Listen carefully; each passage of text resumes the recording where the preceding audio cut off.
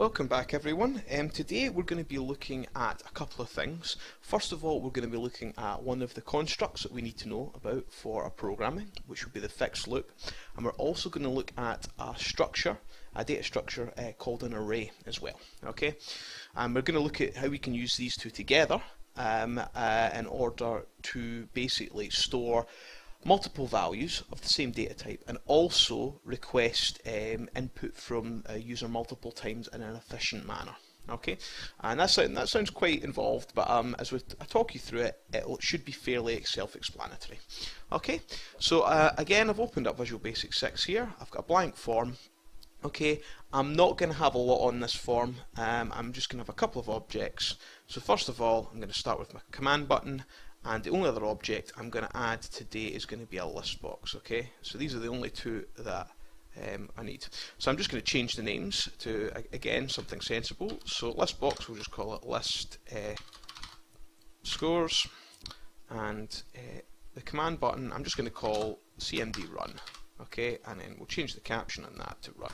Okay, so dead quick. Okay, so what we're going to do is we are basically going to write a very simple program that is going to take in a bunch of values from a user, a certain amount of values, and then it's going to add them to the list box, right, one by one. Okay. Now, in order to do that, we're going to be using something called a fixed loop, which is a construct, and we're also going to be using an array. Okay. Now, first of all, we're going to speak a wee bit about the array. Okay.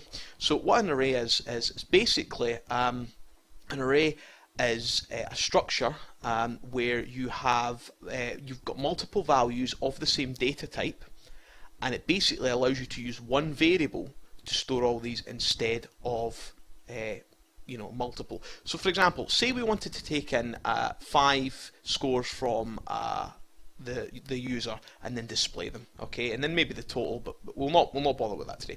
But we want to just take the 5 scores in and then display them one by one. Okay.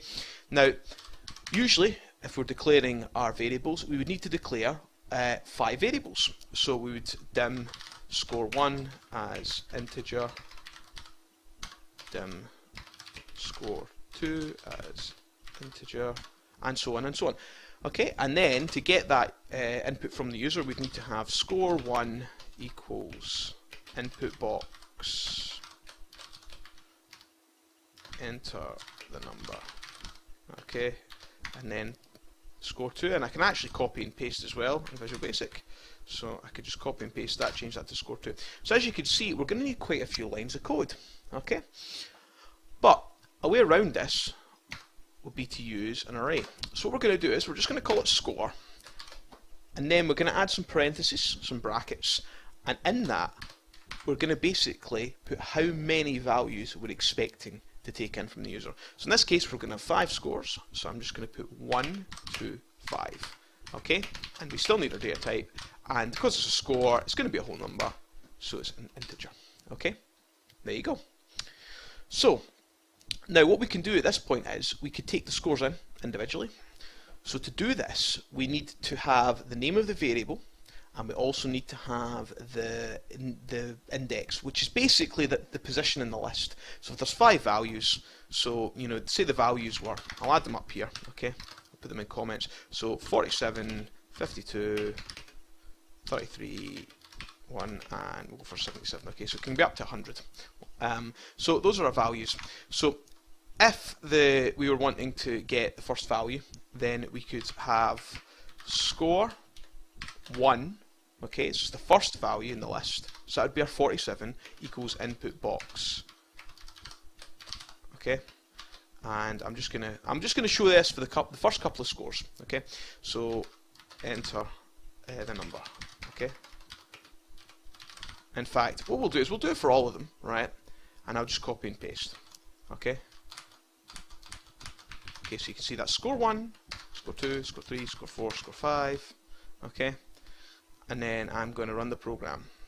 Okay, and if I click that there, it's going to ask me for the numbers. So again, I can't actually remember them, but I'm just going to punch in any old value. Okay, it's taking them in. Right, okay, fantastic. Right, now we're going to get it to display them, and we're going to use the input, the list box. Sorry. So again, we need the name of the object. So remember, the format we always follow is the name of the object. So list scores, and then it's add item is the property to get things to display, and we'll have score 1. Okay. Okay, now I'm just going to change these. So as you can see, these are the 5 numbers we're taking in. So as we count up, that relates to the number in the list basically, and then we're displaying them in that order as well. So we take them all in, then we display them all. So we do all our input, and then we do all our output. Okay, there isn't really any processing going on here other than taking the numbers in. So let's do this. So number, so again, we'll just go for, I know the first one was 47, wasn't it? It doesn't really matter. I'm just trying to show you that this does work. And there you go, they all display. Okay, now that works, nothing wrong with that, but it's not the most efficient way we could do this, because we effectively have 10 lines of code, right? Whereas we could do this with much fewer lines of code. Because if you think about it, if we were taking in 50 numbers, then we would need 50 lines of code for our input and 50 lines of code for output. That'd be 100 lines of code for something that's quite simple. We can get around this using our construct. So this is the other thing we're going to be looking at, and this is a fixed loop. Okay, and basically a fixed loop allows us to repeat a section of code. Okay, so it'll repeat an instruction a set amount of times. Okay, and it's one of our constructs, which means it's altering the program flow. So instead of working from top to bottom, so from top right to bottom, it's going to repeat a section a certain amount of times, and then eventually when it's done, it will move on. Okay, so what we're going to do is we're going to take all this away. We'll leave our declaration here. We'll leave our numbers here, and I'm going to show you how to use the fixed loop. Okay, so the syntax for a fixed loop in Visual Basic is for, and then we need to have a variable basically to count the number of cycles of the loop. Okay, because it's gonna work through so many times. I'm just going to call it loop. Okay, you can another one that you sometimes use is counter or I or X. Some programming. I'm going to call it loop just to keep it dead simple. So for loop equals. And again, we need the number. So it's 1 to 5. So it's the same as, oh, sorry. It's the same as what we have here in the index for our array. Okay, so for loop equals 1 to 5, and then we're going to take in our values. Now how this is going to work is, it's going to start at number 1, and it's going to count up to 5 each time it works fully through the loop. Okay, so the number that it's actually taking in is going to be equal to what loop is for that cycle of the loop. It's going to start at 1 and work its way through. So what we could say is score loop, and you can see here it's highlighted 1 to 5, okay, because it recognizes there's going to be 1 counting through to 5, equals input box, enter the number. Okay, I'm sorry, and I needed my brackets. I don't know why I missed those. Right, there you go. Okay, right, so I'm not sure, that's not working. I'll need to add the next. Okay.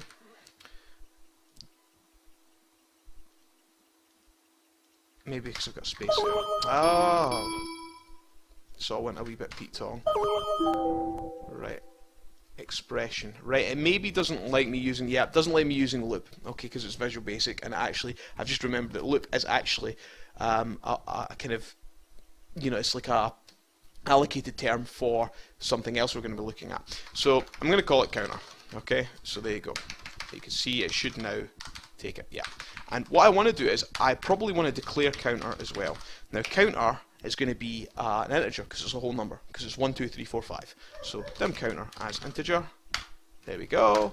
So that you can see, and I'll just add a wee tab space for indentation because this is within the loop. So for counter equals 1 to 5, and then it's going to take them in. Okay. Now we could have another fixed loop. Okay. To display them. So for counter equals 1, 2, 5, and this time we're going to get it to display. So we're going to have the list score dot add item, and this time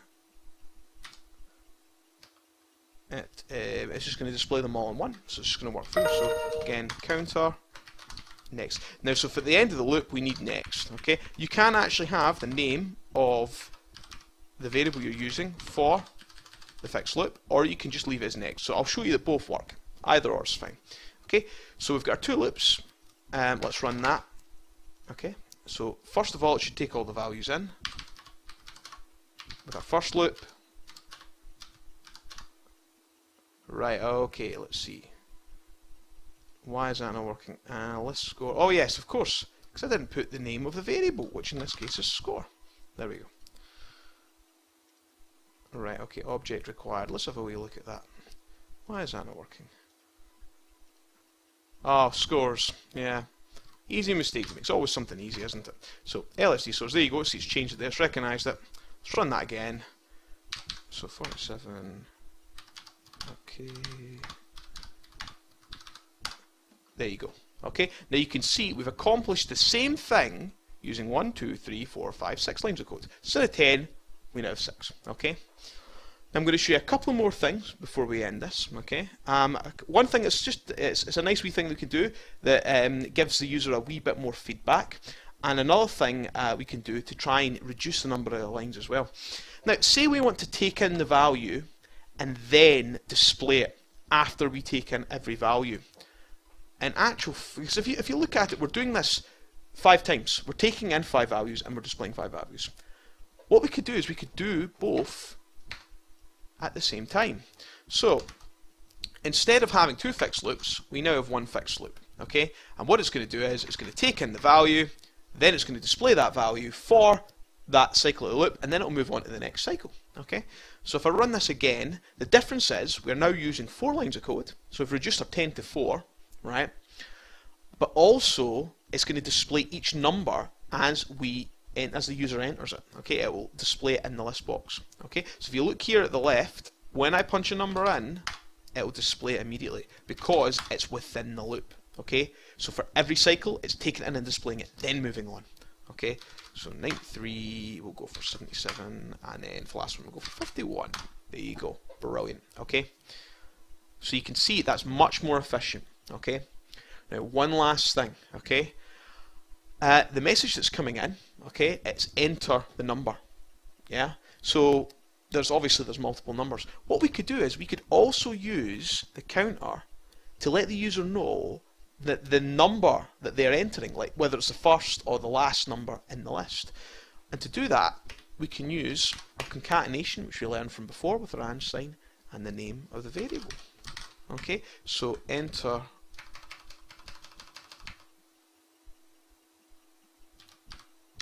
number, okay, and then it'll come up with 1, 2, 3, 4. Okay, so I'm going to try that now. So you see it says enter number 1, so I'm going to enter number 1.